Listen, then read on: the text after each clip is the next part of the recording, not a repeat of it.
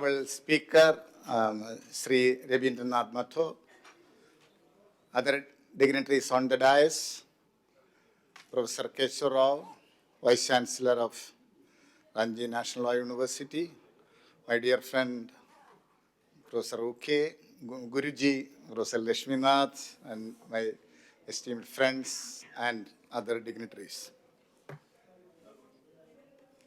Now we are discussing about this topic. I will quote the Constitution. We are discussing Article 145(5), the judgment delivered by the Supreme Court, whether I have to concur or dissent. Article 145, subclause 5. We are saying if you are concurring, you can have only the signature. If you are dissenting, don't concur and this. Because my entire topic already taken by the other speakers, what I have to speak. Anyway, I am borrowing the idea. The historian Granville Austin called Indian federalism is a cooperative federalism. I stick on to that. He describes Indian federation as a new kind of federation to meet India's particular needs. India's particular needs. That's why there are still that concept is we are having lot of vibrancy, day-to-day ways we can discuss, and we are having the deliberation, and we are having that vibrancy still in our constitution. There is a need to formulate strategy to ensure uniformity and build a good governance mechanism. Already my friend Professor Anurag spoke about the good governance. The mechanism for maintenance of law and order, at the same time maintaining the autonomy of police. Why I am saying it is investigation is part of police in the state, this one, and also other investigation agency of national level. As we know, we are having that three main concepts of good governance: fairness, transparency, and accountability. We have to go in that line and make the harmony between the two important pillars of our constitution, state and center. I think we remembering about the police. Still from 2000 onwards, I am working on police and justice administration system. I got to know many input from the police system. That's why closely following that. You must be knowing, whenever we are discussing about investigation and policing and other things, the things come to our mind is Prakash Singh versus Union of India. I am not concerned about the principle they have said in that case. But in July 21st, 2009, SC, in an anguish way, stated or informed the state thus, I quote, the bench consists of Justice Balakrishnan, Justice Ravindran, and Justice Sadashiva. Here, I quote, from the standpoint of strengthening internal security, the most important order related to suppression of the investigation and law and order functions of the police. But the state governments have displayed absolute indifference to the court order. Still, after 20 years, myself and Professor Shamala and a group of academics studied about police system in India. The same kind of attitude we can find in police system. We must be knowing there are discussed about the central list and union list and state list. As far as these agencies are concerned, there are in union list 2A, 8, 65, 70 and 80. And also in list 2, the entry 2 and the subsequent amendment in 1977. Whenever we are discussing about the investigation agencies, we can see in a central level, Intelligence Bureau, IB, Narcotic Control Bureau, NCB, Enforcement Directorate, ED, Central Board of Direct Taxes, CBDT, Directorate of Revenue Intelligence, DRI, PMLA, then CBI and NIA. Anyway, I am not looking into that other enforcement agencies and all. It is not doing as per se the police function, but the investigation functions are there. There are so many sensitive matter in that area. I am not touching upon that. I am concentrating only on two agencies, and CBI and NIA. You must be knowing that CBI is the aftermath of 2008 incident in Mumbai.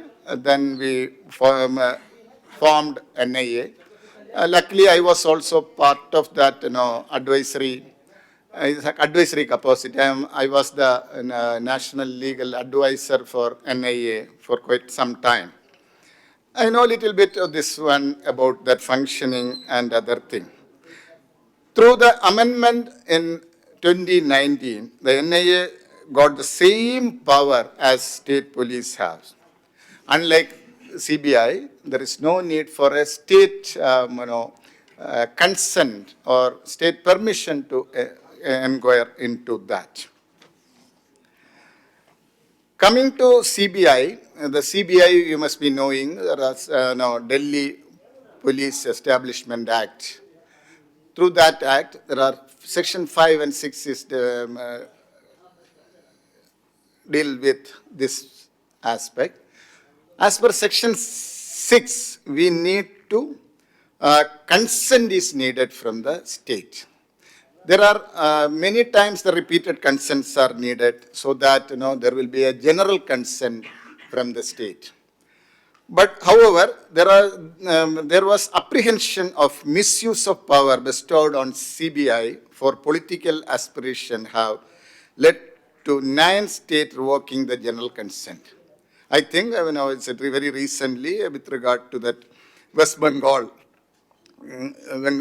assembly issue, and in 2021 they revoked the consent. After that, I think Kerala also revoked the consent. And my thing is that whether this is consent or whatever may be, there will be a transparency in administration. Who will take care of that? There should be a check and balance. Here we are very important thing. I will share a personal experience also. You must be knowing in 2013, Justice A. Ansari of Guwahati High Court said CBI is unconstitutional. I am remembering that date and other thing after conducting a selection board meeting in Assam, Guwahati University. Their current issue we have asked to the candidates is on the basis of the CBI. Next day, I flew back to Delhi. In presence of the Chief Justice of the then Guwahati High Court, Justice Apre. He is rushing there with all files, the Chief Justice, and that Justice Sadashivam heard the matter and stayed that CBI this one. That is the instance. Very rarely Supreme Court will sit in the holidays. Nowadays it is very frequent. Who are all requesting, court is ready. If Sarkari office is not ready to function in Saturday, Sunday, but it is a very easy to approach the court to function on a holiday. I am not saying this is a bad thing. There should be a system always. But that is a personal incident on that. Then coming to that, yes, my friend Anurag already discussed about that one. There are 3 aspects on the CBI's investigation involves. Firstly, you need a consent from the state. Or if you have the national-wide jurisdiction on a corruption of the central government and other thing, you can directly involve in it. Otherwise, the court will interfere and direct to investigate. Now the tendency as a citizen of our country, I am witnessing, and through our police study, I think Professor Shamala also aware of that, there is a tendency of citizen or a non-state actors, immediately an incident happens, they will approach the court, high court or a Supreme Court, they want an CBI investigation. It will affect the morale of the police system and investigation capability of the police system in our country. That is one side.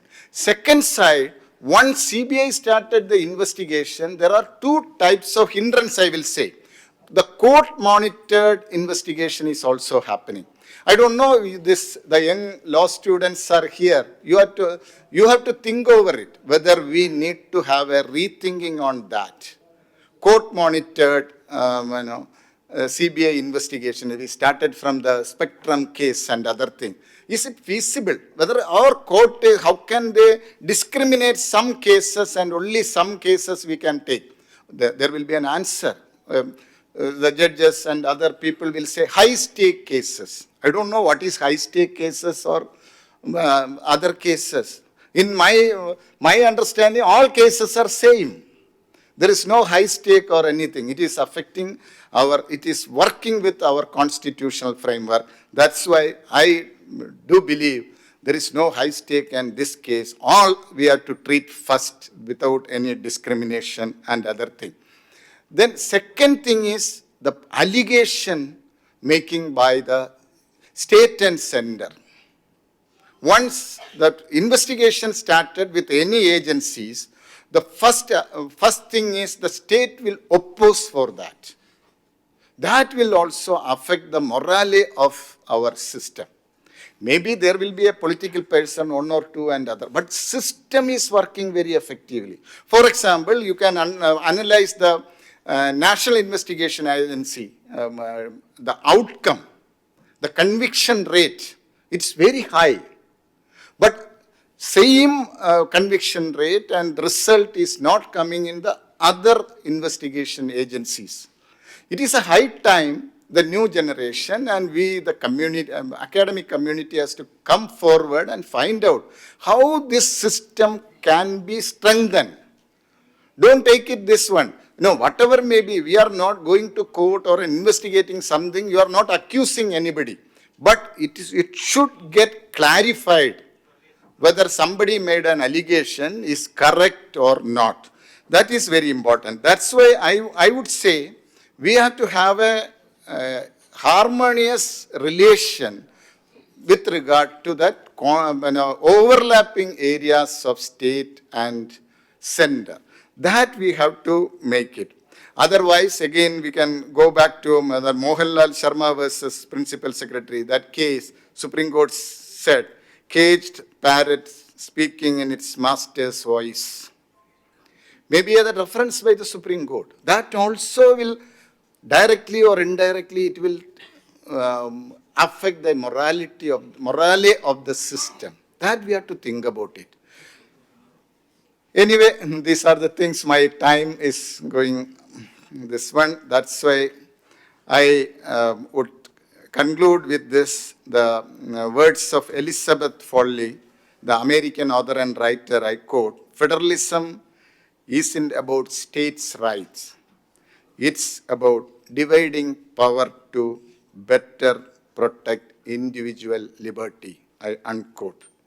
Anyway, lastly, with our Mahatma Gandhi's statement, because we are celebrating 150 plus year of Mahatma Ji's birthday and 75 plus year of Azadi Ka Amrit Utsav, it is very pertinent to say that the rights is duty well performed.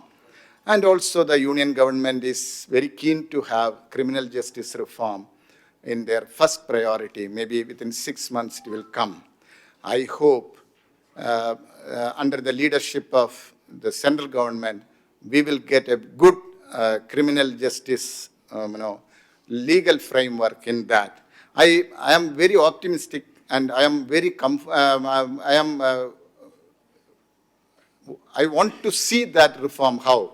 Because the Home Minister, one of his address referred the center's pursuit of 3 C's: cooperation, coordination, and collaboration between the state and the center.